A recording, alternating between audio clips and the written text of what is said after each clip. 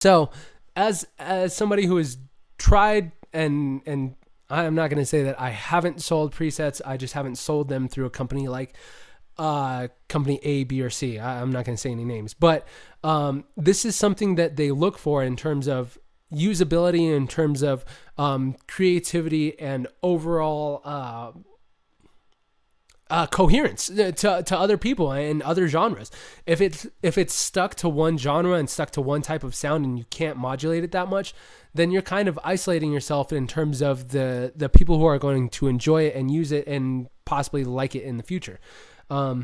So I know this is kind of weird. I know some of you are like, oh, I just want something that's going to sound cool. All right, well, cool. Now you know exactly what you need to do to create a little bit of motion outside of the traditional, hey, let me change this LFO from an 1/8 to a 16th or something like that. Now you've got a little bit more fun to play with.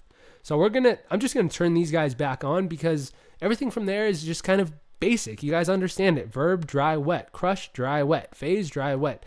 The goal with that is to create something that people see and recognize and will be able to know, like, oh, this is what it's for, but give them a little bit of twist at the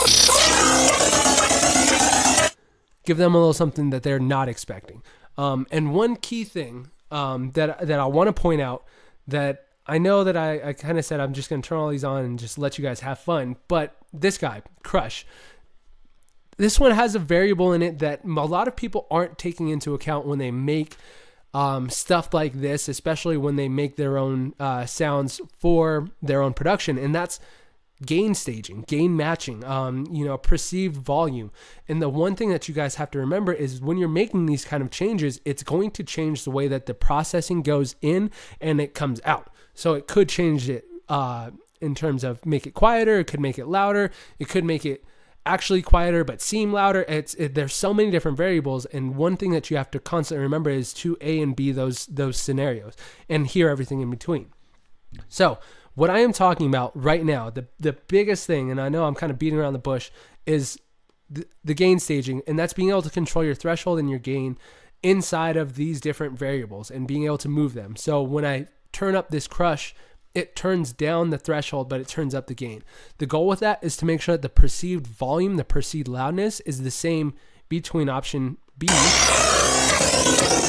option A. Oh, you can't hear it with the phaser. Let's turn this down a little bit. She's low too high.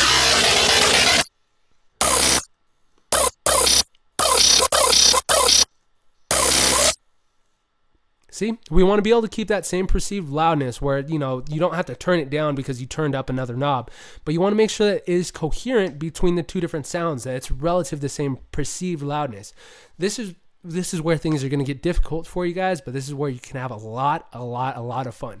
The amount of work and the amount of different variations that you can make in here is literally endless. Well, not endless.